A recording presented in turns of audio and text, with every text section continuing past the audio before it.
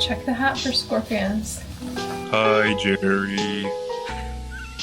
Well, maybe not Australia. I should have you do this. No. Who's gonna do it when I'm dead? You're faster. Okay. I was pretty nervous before the flight.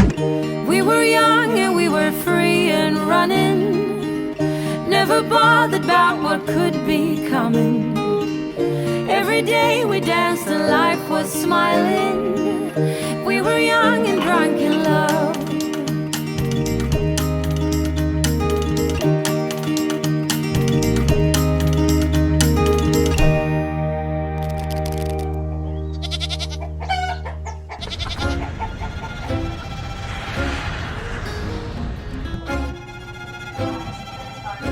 Okay, we're at the airport. I'm over here in a little corner because I didn't want to film myself in front of everybody. Embarrassing. I'm feeling pretty good, although the elevator here was hard, so I'm worried that maybe my medications aren't right and things aren't right, but at this point I can't do anything. So I have my stockings on, I have salty snacks and all the things, and we're just gonna do it. We'll see how I do. Okay guys, this is it. There's no going back. I was pretty nervous before the flight, and it was hard to I just wanted to get on the plane. Like, let's just get it done. So once we were on the plane, I had all of my tools that my sisters had recommended. So I had a nose strip, get lots of oxygen. I had a neck fan to like blow cool air on my face. I had some C-bands just for motion sickness support. So I was ready and about to cry because there was a mix of feeling really proud of myself for doing this and worrying like, oh crap, what did I get myself into? But I had Kevin as support, and we're gonna do it. We're gonna do this thing that is scary and hard for me to do. We're gonna do it. I'm trying to think of all the best things to do to try to make myself feel safe. So here we go. Here goes takeoff. I'm just trying to breathe deep, and here's where I hit that G-force. I'm just trying so hard not to pass out. But you guys, it doesn't look like it right here, but I did so good. Once takeoff was over, we were flying high above Phoenix, and I was feeling good. I didn't feel like I was gonna pass out. Everything stabilized, and I was so happy. I was like, okay, I feel normal up here. Everything feels fine, and in just about an hour, we were in LA. Okay, I survived. Not just survived. Awesome. It was a little bit scary on the takeoff. I felt like I might pass out, but then I didn't pass out, and everything stabilized. And then once we got up there, it was good. I was good. So calm as a cucumber. Yeah, so I feel so happy about how it went, and now I feel like the world has opened up to me and I can go on all different kinds of vacations now, as long as I have the right medication combination. And yeah. Yep. So we spent the night in the hotel here, and then literally we're heading back today. Same thing. Yeah, but it was a good hotel, room service. But the most exciting thing is that for our flight back, we got upgraded to first class. Nice. So the first time we're gonna ever ride first class is gonna be on this really quick flight back home, but I think it'll be fun to check it out. Never done that before, yeah, so that'll be fun, exciting. We'll see how it is. Okay, the flight back home was so much better because I was way less nervous. I knew what to expect. I was excited for another practice. Oh, and we got upgraded to first class, which was kind of cool, except, you know, it was just a little bit more legroom, but we're pretty short people, so I guess it wasn't that big a deal. For this flight, I was ready to go. I was less nervous. I knew I could handle it. And I knew what I wanted to do this time was really practice reminding my body that I'm safe, that everything's fine, that I'm not gonna pass out, I'll be fine. And it was just a little bit hard with takeoff, but not bad at all. I was able to just breathe through it, and pretty soon we were flying over the ocean, which is so fun. So yeah, I'm not afraid of actually flying. I'm not afraid of the plane going down. I just wanna make sure that my blood pressure feels fine when we're up there, and I did really good. So we had some really pretty views on the way home. It was so fun to look at that pretty ocean, and I was so happy. I was like, okay, I'm feeling really good. This one was even better than the first flight. Well, look at that, guys. I can't believe I'm saying it, but I'm somebody that can fly now. Yeah. Can't believe it. I really thought there was a good chance it wasn't going to work out, but everything worked out. And now I know what to do to keep keep my blood pressure nice and normal and not dip down so bad. And then, yeah, and now we can just pretty much fly anywhere, so. Yep, Australia. Well, maybe not Australia. Okay. But I can fly somewhere else besides just LA, so that's pretty cool. Okay, so we're prepping, getting ready to go on vacation. We're gonna go up to the cabin, which is nice because we haven't really been there that much this summer. We went up for a family reunion back in May, and it's time to go back. It's too hot down here. But one thing that I always worry about is how is the farm gonna do when we're gone? I know the animals are gonna be taken care of because I've got a good farm hand. I know she's gonna take care of everybody, but it's everything else at home. Specifically, like the deep freezer. If you guys remember, years ago we went on vacation, came back, and our entire freezer was full of rotting food. So now I'm traumatized. Every time we leave, I'm thinking, is something gonna happen? Because every once in a while we have power outages. And a few weeks ago we had one that was pretty bad. It lasted all day long. And it's one thing to worry about the air conditioning running, but it's another to worry about all the food that you've stored and packed into your freezer. So we ran over to the freezer, and we saw that the Bluetti fridge power unit had already clicked on. I knew it was gonna click on in like less than 10 milliseconds, and they were right. It clicked on so fast. It was already running, it was already powering the fridge while everything in the house was blacked out. So it feels so good now that we're leaving. I don't have to worry about things like that. Here is why I love their fridge power. First off, there's no installation. You just plug it in and it basically powers up, then just holds that power until you need it. It can sense when the device turns off and it'll instantly click on. It's also super slim and it fits anywhere, so it doesn't matter if you're in a house or an apartment. It'll fit flat, horizontal, vertical, whatever you need to fit into the space you have. It's actually the world's smallest 3,000 watt power station. Ooh, it's also 100% silent, so it's not going to be like those gas generators that turn on and are roaring for the next 8 hours. The cool thing is you can monitor everything from the Bluetti app. So we have multiple Bluetti devices. We can monitor how they're running, how much power they're saving, and then also it lets us know if there's been an outage, if it happens to get low battery, and it'll even give you storm warnings wherever you are. But it's not just your fridge or your freezer you have to worry about. There are so many different things that can become a bigger problem when your power goes out. Of course, you've got your refrigerators and your deep freezers, but things like Wi-Fi routers, security cameras, CPAP machines, medications in the fridge that you need to keep cold, sump pumps, or just charging all of your devices, that can all be done with Bluetti's products. We love the fridge power, and now we have peace of mind when we go on vacation. The Bluetti fridge power is officially launched and fully in stock. Don't wait until the next major storm hits and your neighborhood plunges into darkness. Click the link in the top pinned comment or the first 3 lines in the description below and use my exclusive discount code to get yours delivered directly to your doorstep within days to secure your kitchen. Bluetti is such a game changer and helps make sure that your home is prepared and ready to go in any emergency. Hi guys, I'm back with another bird update. Nothing's happened really. We are at a point now where most of the birds are the same across the board. We have the same doves that show up, house sparrows and house finches. Just because in Arizona our weather doesn't really change for quite a few months. But mostly doves, mostly house finches, house sparrows. We have not had any like real pigeons or grackles, which are the crows of the valley here, but they eat a lot simply because there's so many visitors. Here's our Jerry, white-winged dove, beautiful blue eyeliner. He frequents our bird feeder multiple times a day. Even if it's not the same Jerry, they're all Jerry in our hearts. And it's gotten to the point that the doves landing on the feeder have rotated it all the way around so that we can see the pond in its full glory now, the pond pool. For now, I'm kind of just waiting to see what bird species will show up as the seasons go on, especially now with monsoon season starting. We'll see how the change in temperatures will cause some bird species to migrate or move and what new ones will come in. For now, we're stuck with the same ones, but they're a good time. And we love our Jerry. Hi, Jerry. Oh, it's okay. We love you, Jerry. We're your biggest fan. Gotta check the hat for scorpions.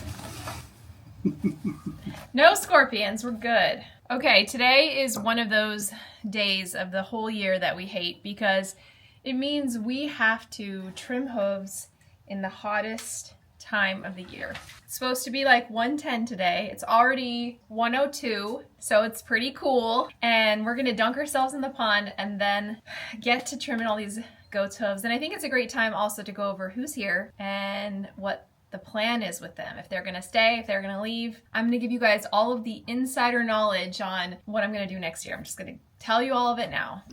Just in time for the train to come.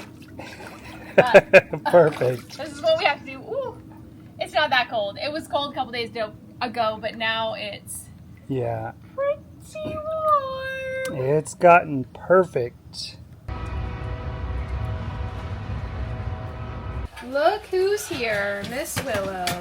Wow, I forgot how tall you are, Willow. You're tall too. She does have tall legs. You might be like above height, Willow the pillow. Well, what do you know? You go on a flight and then you come home with a cold. So my voice is a little bit scratchy. But let's get this hoof trimming done and go over all the goats we have on the farm. I always know how old Willow is because she's the same age as the pond. She was born 8 years ago, and despite having her hooves trimmed multiple times, she still hates it. But Willow will always be here. She's our girl, so she's here to stay. So if you've been following for a long time, you know that Willow has these hyperextended legs where they bend like this. And this is a big defect in the Nigerian dwarf goat world. A lot of people for years tried to fix it with minerals, including me. It can't be fixed. There was a study done and they basically determined it's genetic. So her mama had it and then she passed it on to one of her kids. So that's why she's spayed and no longer bred, and she's just here to just chill.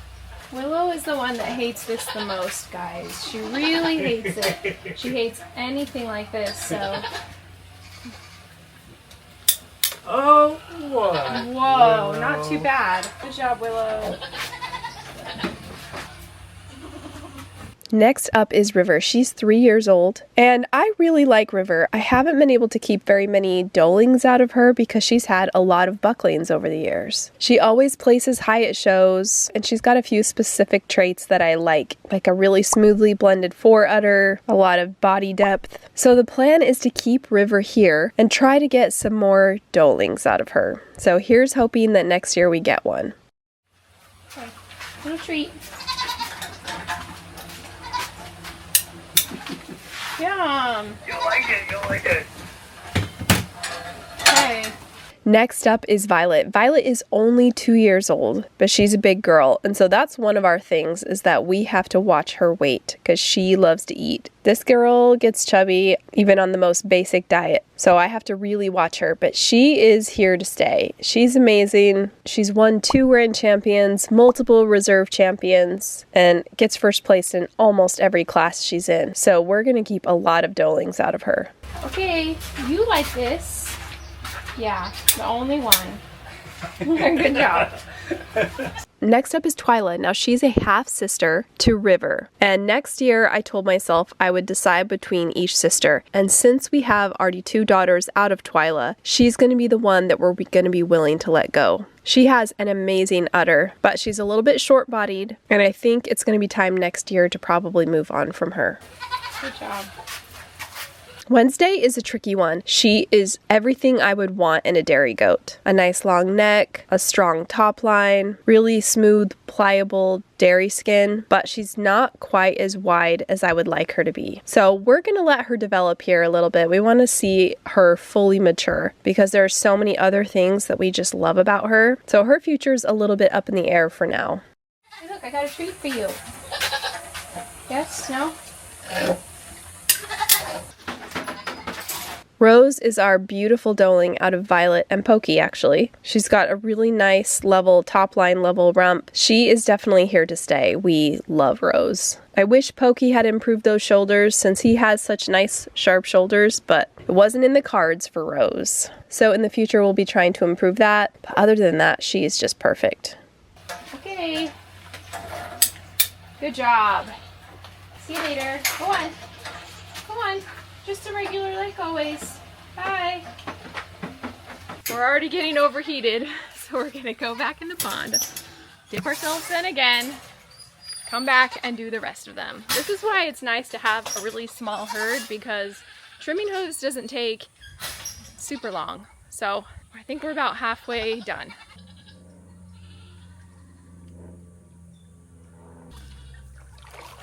Oh, Bella. We're gonna do her ultrasound here in just a couple days, so probably later at the end of this video. And Bella is interesting because she's longer bodied than her dam Twyla, but she's got a little bit of a coarser body style, so she's a little bit thicker in her thighs, thicker in her shoulders, has a shorter, thicker neck. So we bred her to Sunny, who has a longer bone pattern and is more dairy. So we'll see what these kids look like. I still really like Bella, but there's just a few things that we would need to fix. So if Bella has some doelings, I will keep all of them, and I'll probably move Bella along and focus on her offspring. Come on up. Good job. Oh, Nessie, our AI doeling. Both Nessie and Jake, our two AI kids out of Twyla and Countin Orders, are really nice. They have a nice long body, but I don't love their rump angle. Now, rump angle can improve over time, so their rump can flatten out a little bit better. I've seen it happen in some of our other does. So the goal is to just raise them up, see how they develop, see what they look like later on. One of the downsides to doing AI is that you don't really know the other line that you're bringing in. You're not used to it. You got to kind of give it some time and learn that line. So that's what I'm doing. So Nessie will be bred this fall. So she'll have kids in the spring, and we'll see her udder and see how she looks fully developed. Come on. Hi. Gotta love my girl Ophelia. She's also out of Violet, but the sire this time is Romeo. And I really love Ophelia, but we're just gonna have to wait and see what her udder looks like in the spring. So she'll be bred this fall as well, and we'll see what she ends up looking like. Daisy is the sweetest little angel, our new doeling from Casa Ram in New York, and I just love her. She's so wide, which is really nice to have in the herd since I probably just have like average width. So she'll also be bred probably late fall and kid in the spring. Okay, big ol' Sunny. Now on to the bucks. First up, Sunny. He's gonna be the daddy to all of the kids this year. I decided to do that because I really want to learn his lines, because I really want to see what he produces. And the only way you see that is if you get a really good sampling of kids. So we're breeding him to everybody, and then I'll really be able to see what he throws. Romeo was the daddy to a bunch of kids this year, but I don't feel like I gave him the full sampling like I should have. So he's going to stay here. We're going to watch him develop. I love a lot of things about him, particularly his front end and the top lines in his kids, but he's not as wide as I would really like. So we'll see him develop, and he'll hang out here for a little bit. Oh, Jake, man. So Jake is the other AI kid, like I mentioned before. And guys, I do not like Jake's rump. It is very steep angled. And so while I was hoping to maybe use him once or twice this season, I have decided to not. I want to watch this boy grow and develop. I've got to see what he ends up looking like. So he's a buddy to Sunny for now, and we'll just have to wait and see. And finally, the last one is Radar, our vasectomized buck, meaning he can't breed anybody, but he has all the raging hormones. So we're definitely going to use him this fall. He is going to hang out with the herd, let us know who's in heat, and help us catch those heats really early so that we can do the doeling method. Feels so good. Oh. And that's how you trim goat hooves. Okay, it's another day of fig picking with Kevin and I, because we have so many on this tree. It's so bright outside. Oh my gosh, look at this. I know. And the worst thing about figs is that the leaves have this sticky substance that is really hard to get off, so you have to be careful. It's scratchy, it's itchy. But look at these beautiful figs. There are so many of them. Birds have got some of them, but there's so many, I guess it doesn't matter. Yeah. I'm supposed to get the stem off with it or not? I tried to, but it's hard. I win. Oh, you got a little heart. I win. I've been trying to figure out what I can make with these figs, and we're having people over to swim, and so I'm gonna make the perfect appetizer. This is really simple, comes together really fast. We'll start by slicing the figs, and then I'm gonna take some phyllo dough, but puff pastry also works for this. We'll cut them into squares, stick them in a muffin pan, put a little bit of cheese at the bottom. You can use goat cheese, cream cheese, or even brie. Add the figs on top, and then we'll bake it for about 15 minutes. After that, of course, we have to top it with honey and then chopped up pistachios. Okay, we have a whole crew over here swimming. A crew and a row and a... We gotta start blasting some good music here. It's so great to have the pond nice and clean, to have friends over to swim, and I have a feeling we're gonna use this a lot this summer. Okay, today we're gonna ultrasound Bella. So she's the only one that we bred for a fall kitty. If she's pregnant, she'll be due, I don't know, I'll put it up on the screen later, but let's just first see if she's pregnant. I should have you do this. No. Who's gonna do it when I'm dead? You're faster. Okay. Oh, I see them. I see him right there. I see babbies. Okay, so with 5, with 6. with Bella, we did flushing, which means we withheld food, and then we got her really skinny, and then we flushed her with food right before she was bred, and then for a month afterwards. I mean, that looks good. In the next video, we'll do another ultrasound, and we'll check to see how many are actually like viable, which ones actually grew and stuck. And there's a lot in that's there, a lot, so that makes me happy. So hopefully she's got a good sampling. Good job, girl. Good job. You win. And that's how you breed a goat. Or ultrasound a goat, that's okay. Okay, thanks for joining us in today's video. I'm sick, so I need some time to get better, but then after I get better, we're gonna head up to the cabin. We've got some projects to do up there. I'm really excited to get out of this heat, so we will do that soon. In the meantime, we're stuck here in this hot and humid weather. And you guys like to make fun of me, but it is 33% humidity. For us, that's really hot. And it's also 108 today, so you combine the two and it gets pretty hot. But I know it's not as humid as other places. But that's it for today's video, and we'll see you guys next week. Or actually in 2 weeks.